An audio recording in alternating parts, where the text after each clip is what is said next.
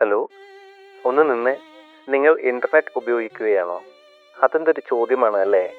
Land ഫോണിൽ വിളിച്ച് നിങ്ങൾ വീട്ടിലുണ്ടോ എന്ന് ചോദിക്കുന്ന പോലെയാണല്ലോ ഇത് എന്ന് വിചാരിക്കാൻ വരട്ടെ. ഇവിടെ ഉദ്ദേശിച്ചത് നിങ്ങൾ ഇന്റർനെറ്റ് ഉപയോഗിക്കുകയാണോ അതോ ഇന്റർനെറ്റ് നിങ്ങളെ ഉപയോഗിക്കുകയാണോ എന്നാണ്. നിങ്ങൾ ഇന്റർനെറ്റ് ഉപയോഗിക്കുകയാണോ എന്ന ചോദ്യത്തിന് പ്രസക്തിയില്ല. കാരണം നിങ്ങൾ കാണുന്ന ഈ വീഡിയോ ആകാശവാണി തിരുവനന്തപുരം, കോഴിക്കോട്, ആലപ്പുഴയിലൂടെയുള്ള റേഡിയോ പ്രക്ഷേപണമല്ല എന്ന് എല്ലാവർക്കും അറിയാം. പക്ഷേ ഇന്റർനെറ്റ് നിങ്ങളെ ഉപയോഗിക്കുകയാണോ എന്ന് ചോദിച്ചാൽ നിസ്സംശയം പറയാം, അതെ, നിങ്ങളെ ഇന്റർനെറ്റ് ഉപയോഗിക്കുകയാണ്. വളരെ വളരെ നന്നായി ഉപയോഗിക്കുകയാണ്. ഫോൺ വിളിക്കുമ്പോൾ രഹസ്യമായി കൂട്ടുകാരോട് പറയുന്നതും ചുമ്മാ ഇരിക്കുമ്പോൾ പരസ്യമായി വീട്ടുകാരോടും പറയുന്ന സാധനങ്ങളുടെ അഡ്വർടൈസ്മെന്റ് അവസരത്തിലും അനവസരത്തിലും ഫോണിന്റെ സ്ക്രീനിൽ കൊണ്ടുപോയിട്ട് കയ്യിൽ 10 പൈസ ഇല്ലാത്ത സമയത്ത് നമ്മളെ പ്രലോഭിപ്പിച്ച് സ്വയം ആനന്ദിക്കുന്ന സൈക്കോകളാണ് ഈ ഫോണും ഇന്റർനെറ്റും എന്നത് അതിൽ ഇനി ആർക്കും ഒരു എതിരഭിപ്രായവും ഉണ്ടാവാൻ വഴിയില്ല.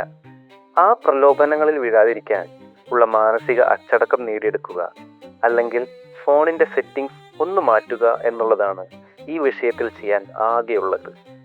എന്നാൽ ഈ ഒരു രീതിയിൽ മാത്രമേ ഉള്ളൂ ഈ മുതലെടുപ്പ് എന്ന് ചോദിച്ചാൽ അല്ല എന്ന് പറയേണ്ടി വരും. നമുക്കൊന്ന് പുറകോട്ടേക്ക് പോകാം.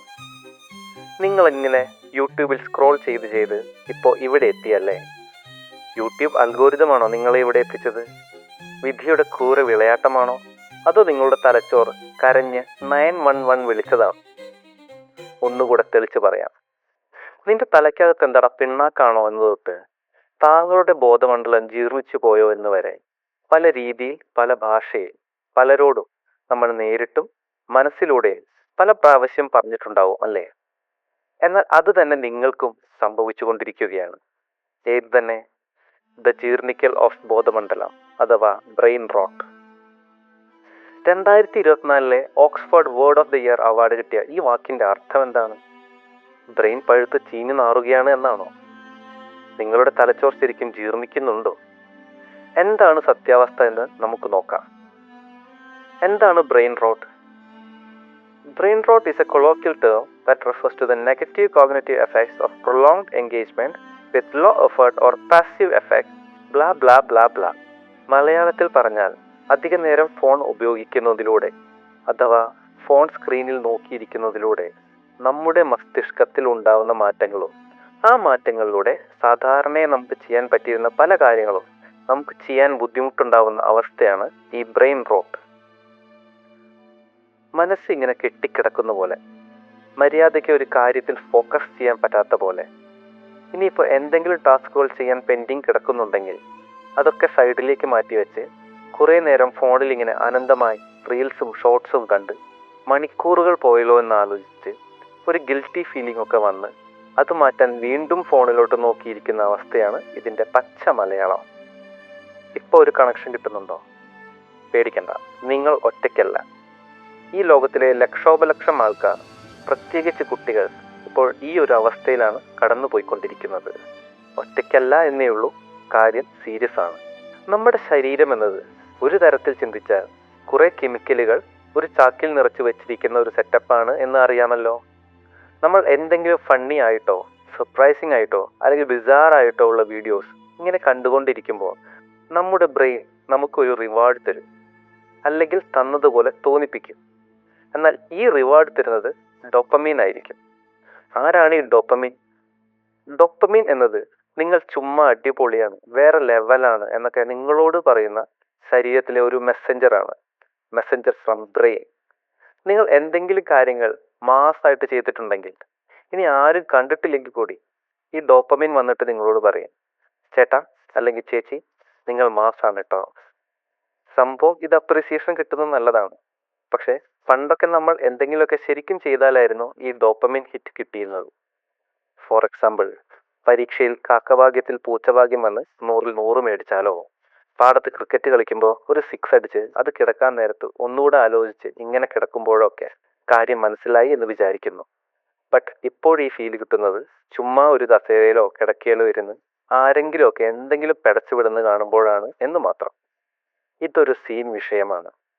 നിങ്ങളിങ്ങനെ എൻഡ്ലെസ് സ്ക്രോളിൽ കൺസ്യൂം ചെയ്ത് മണിക്കൂറുകൾ പോവുകയാണ്. ഏത് മണിക്കൂറുകൾ? നിങ്ങളൊരു പുതിയ സ്കിൽ സെറ്റ് പഠിക്കാൻ വെച്ചിരുന്ന മണിക്കൂറുകൾ. ഒരു പ്രോബ്ലം, അത് ലൈഫിലോ മാത്സിലോ ആയിക്കോട്ടെ, അത് സോൾവ് ചെയ്യാൻ വെച്ചിരുന്ന മണിക്കൂറുകൾ.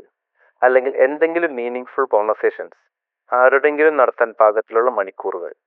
എന്ത് മീനിങ്ഫുൾ, എന്ത് കോൺവെർസേഷൻസ് അല്ലേ, എല്ലാവരും ഫോണിൽ തന്നെ. മറ്റൊരു രീതിയിൽ പറഞ്ഞാൽ, നിങ്ങൾ നിങ്ങളുടെ തലച്ചോറിനെ വെർച്വലി ബിസി ആക്കുകയാണ് ഇതിലൂടെ ചെയ്യുന്നത്. പക്ഷെ ഫലത്തിൽ നിങ്ങൾ ഒരു പണിയും എടുക്കുന്നില്ല എന്ന് മാത്രം, മാനസികമായി ശാരീരികമായി. ശാസ്ത്രം ജയിച്ചു മനുഷ്യൻ തോറ്റു എന്നാണല്ലോ. യൂണിവേഴ്സിറ്റി ഓഫ് കാലിഫോർണിയ പറയുന്നു, ഇങ്ങനെ തോണ്ടിക്കൊണ്ടിരുന്നാൽ ബ്രെയിനിലെ ഗ്രേ മാറ്റർ എന്ന സാധനം ചുരുങ്ങി ചുരുങ്ങി തലച്ചോറ് കൊണ്ട് പ്രത്യേകിച്ച് ഒരു തീരുമാനവും എടുക്കാൻ പറ്റാത്ത സ്ഥിതി വരെ വരുമെന്ന്. അത് പോരാത്തതിന് നമ്മുടെ ഫോക്കസിനും ഡിസിപ്ലിനും കാരണക്കാരനായ ബ്രെയിനിന്റെ CEO എന്നറിയപ്പെടുന്ന പ്രിഫ്രോണ്ടൽ കോർട്ടെക്സ് അധിക നേരം ഫോണിൽ കളിച്ച് ഓണായിരുന്നാൽ ചൂട് പിടിച്ച് പെട്ടെന്ന് ഷട്ട് ഡൗൺ ആയി പോകുമെന്ന് പറയപ്പെടുന്നു. അതിന് വലിയ വില കൊടുക്കേണ്ടി വരും. വീഡിയോ ഓഫ് ചെയ്ത് തിന്നാൻ എന്തെങ്കിലും ഉണ്ടോ എന്ന് നോക്കാൻ പോവാൻ വരട്ടെ. എല്ലാ പ്രശ്നത്തിനും ഒരു പരിഹാരമുണ്ട്. തിരിച്ചുവരവിന് ബ്രെയിനേക്കാൾ നല്ലൊരു ഹീറോ വേറെ ഇല്ല എന്നാണ് ഇതേ ശാസ്ത്രം പറയുന്നത്. തലച്ചോറിന് ന്യൂറോപ്ലാസ്റ്റിസിറ്റി എന്നൊരു സവിശേഷതയുണ്ട്. അതിന്റെ പരിപാടി എന്താണെന്ന് വെച്ചാൽ, നിരന്തരമായ ഓവർ സ്ക്രോളിങ്ങിലൂടെ ഉണ്ടായ ആഘാതങ്ങൾ ചെറുതാക്കി ബ്രെയിനിന് പഴയപടിയാവാൻ ഒരുപക്ഷെ സാധിച്ചേക്കും. പക്ഷെ അപ്പോഴേക്കും കാലങ്ങൾ ഒരുപാട് പോയിരിക്കും. പാഴാക്കിയ സമയം പിന്നെ ആന വലിച്ചാലും തിരിച്ചു വരില്ല എന്ന് മാത്രം. എങ്ങനെ നമുക്ക് തലച്ചോറിനെ പഴയപടി ഹെൽത്തി ആക്കാം? തലച്ചോറിനെ ഒരു ജിമ്മിൽ വിടുന്ന പോലെ വർക്കൗട്ട് ചെയ്യിപ്പിച്ചിട്ട് ഒരു വാക്കിങ്ങിന് പോവുക, അല്ലെങ്കിൽ ഒരു ജോഗ്, ഇത്തിരി സൈക്ലിംഗ്. തലച്ചോറൊറ്റയ്ക്കല്ല, നിങ്ങളും കൂടെ. ഒരു കാര്യം മാത്രം, ആ ഫോൺ അങ്ങോട്ട് കൊണ്ടുപോകണ്ട. ടിക്കൊക്കെ പിന്നെ എടുക്കാം. ഒരു 10 മിനിറ്റ് അല്ലേ, ആരും വിളിക്കില്ല.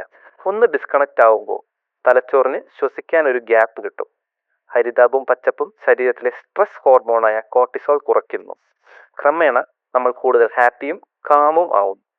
പിന്നെ പറഞ്ഞ പോലെ ബോഡിക്ക് കൂടുതൽ ഓക്സിജൻ കിട്ടുന്ന വഴി നമുക്ക് ആ ക്ഷീണം പോയി കിട്ടി നമ്മൾ ആളൊന്ന് ഉഷാറാവും. മറ്റൊരു പ്രധാനപ്പെട്ട കാര്യം, ഇങ്ങനെ ഫോൺ മാറ്റി വെച്ച് ചില്ലറ വർക്കൗട്ട് ചെയ്യുന്നതിലൂടെ നമ്മുടെ ശരീരത്തിലെ ഹിപ്പോ ക്യാമ്പസ് വലുതാവുന്നുണ്ട്. തെറ്റിദ്ധരിക്കേണ്ട, അത് തലച്ചോറിന്റെ ഒരു ഭാഗമാണ്, responsible for memory and learning. അപ്പോൾ ഇതെല്ലാം കേട്ട് ഒരു ബ്ലാക്ക് ആൻഡ് വൈറ്റ് ഫോണും മേടിച്ച് ശിഷ്ടകാലം ജീവിക്കണം എന്നല്ല പറയുന്നത്. എന്തൊക്കെ, എവിടെയൊക്കെ, എത്രയൊക്കെ വേണം എന്ന് തീരുമാനിക്കാനുള്ള കഴിവ് നമ്മുടെ ഉള്ളിലുണ്ട്. ആ കഴിവ് ഉപയോഗപ്പെടുത്തുക. നിങ്ങൾ ഫോൺ ഉപയോഗിക്കുക, ഫോൺ നിങ്ങളെ ഉപയോഗിക്കാതിരിക്കട്ടെ.